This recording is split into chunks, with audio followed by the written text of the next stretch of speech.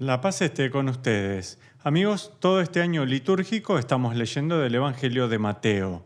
Y Mateo está escrito precisamente para una audiencia judía, y es por esta razón que vemos cómo una y otra vez Mateo sitúa a Jesús especialmente dentro de un contexto de Antiguo Testamento. Utiliza el texto del Antiguo Testamento para explicar quién es Jesús y qué está haciendo. Ahora bien, es maravilloso, pero necesitamos, sin embargo, desmenuzarlo un poquito para comprender lo que está sucediendo. Bueno, en nuestras lecturas para este fin de semana, la Iglesia juxtapone este pasaje de Mateo con un pasaje paralelo de Isaías. Pero escuchen ahora lo que vimos en Mateo. Al enterarse Jesús, se retiró a Galilea y dejando el pueblo de Nazaret, se fue a vivir a Cafarnaún, junto al lago, en territorios de Zabulón y Neftalí, para que así se cumpliera lo que había anunciado el profeta Isaías. Y aquí está la primera lectura. Tierra de Zabulón y Neftalí, camino del mar, al otro lado del Jordán, Galilea de los paganos. El pueblo que habitaba en tinieblas vio una gran luz, sobre los que vivían en tierra de sombras, una luz resplandeció. Yo arriesgaría que para la mayoría de nosotros eso no significa mucho, ese pasaje. Pero para la audiencia de Mateo, para judíos del primer siglo, sabían exactamente a lo que se estaba refiriendo. Así que, primero que nada, ¿cuál es la tierra de Zabulón, la tierra de Neftalí?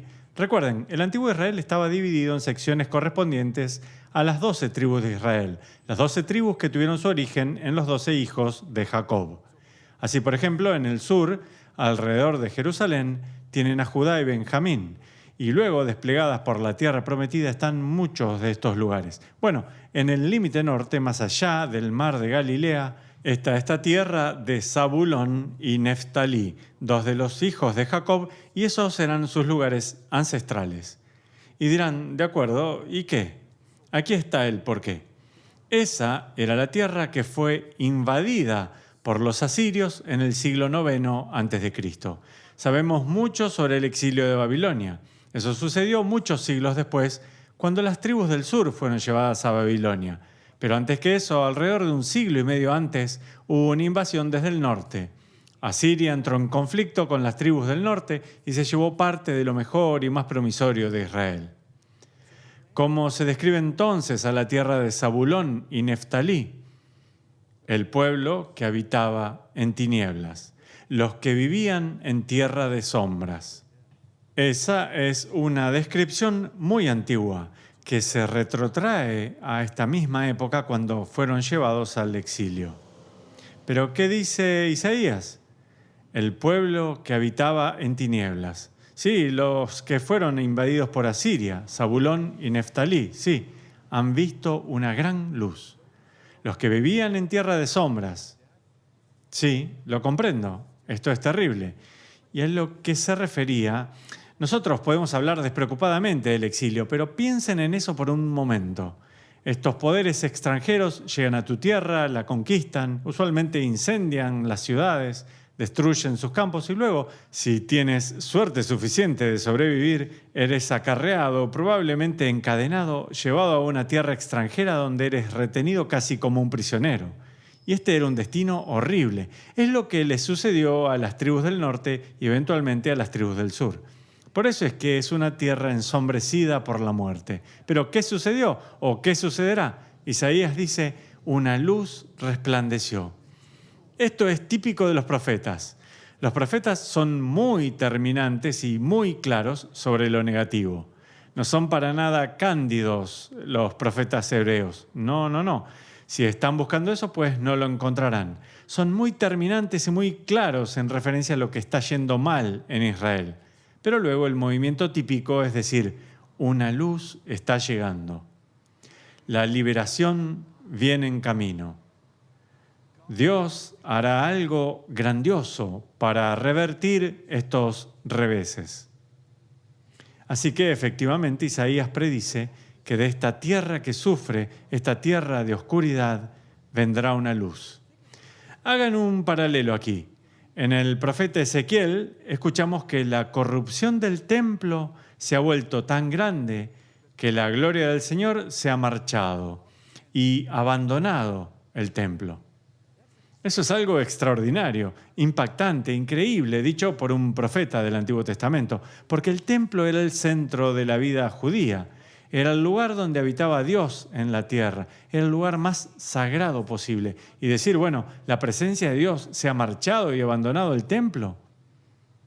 Quiero decir, es como decir que es el fin de nuestra vida religiosa. Pero entonces, más tarde, en el profeta Ezequiel, escuchamos que un gran día el Shekinah, la gloria del Señor, regresará a su templo, lo rehabitará, y el templo será renovado. Y del costado del templo renovado fluirá agua para la renovación de todo el mundo. Así que sí, sombra, sí, el abandono del templo por parte de Dios, pero llegará el día en que el templo será restaurado. Luego tenemos la gran promesa del profeta Natán, que el linaje de David perduraría para siempre. La promesa de que Dios no abandonará a David y que alguien de su linaje se sentará en el trono para siempre. Pero luego las escrituras judías no podrían ser más claras en el cautiverio de Babilonia. Es arrastrado el último de los reyes davídicos. Se termina el linaje davídico y luego por cientos de años es interrumpido. Quiero decir, parece como si la profecía fuera sencillamente una mentira. Ahora, ¿qué encontramos en Jesús? Y recuerden, Mateo está escribiendo para una audiencia judía y está asumiendo que su audiencia conoce estos textos y conoce estas referencias. ¿Qué encontramos en Jesús? Cuando ingresa en el templo, declara su corrupción, derriba las mesas de los cambistas. Dice él, derribaré este lugar y lo reconstruiré en 3 días, refiriéndose al templo de su cuerpo. Sí, el templo estaba tan corrompido que la gloria de Dios lo abandonó, pero en Cristo la gloria de Dios regresó a su templo. Y sí, agua, dijo Ezequiel, saldría del costado del templo renovado.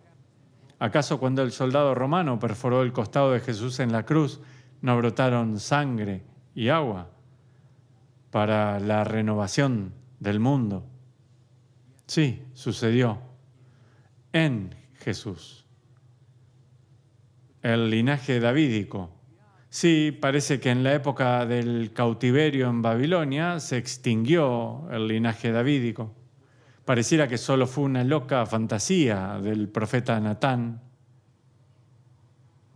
Pero ¿qué le dice el ángel a María en la Anunciación? Concebirás y darás a luz un hijo, él será grande, el Señor Dios le dará el trono de David, su padre, y su reino no tendrá fin. Sí, el tiempo de la oscuridad durante el cautiverio de Babilonia. Sí, pareció como si el linaje de David hubiera terminado, pero ahora en este definitivo nuevo hijo de David, existe en verdad un rey davídico que reinará para siempre. Regresemos ahora a nuestro Evangelio. Tierra de Zabulón y Neftalí, camino del mar, al otro lado del Jordán, Galilea de los paganos, el pueblo que habitaba en tinieblas. Sí, lo sabemos. Sabemos del exilio asirio, sabemos de este terrible sufrimiento. Vio una gran luz. Ahora, ¿la vieron los antiguos israelitas? Tristemente, no. Quiero decir, ¿aquellos que fueron oprimidos por Asiria vieron la gran luz? No. ¿La vio Isaías acaso? No durante su vida. ¿Acaso no estaba viendo con su visión profética la venida de Jesús de Nazaret? Recuerden en el Evangelio de Juan, ¿acaso puede salir algo bueno de Nazaret? ¿Nazaret es una broma? Nazaret era un pueblito de poca entidad. Pero para los que conocían las escrituras hebreas, recordaron este pasaje. Sí, sé que Nazaret podría tener poca entidad, pero está justo allí en la región norte, en la tierra de Zabulón y Neftalí.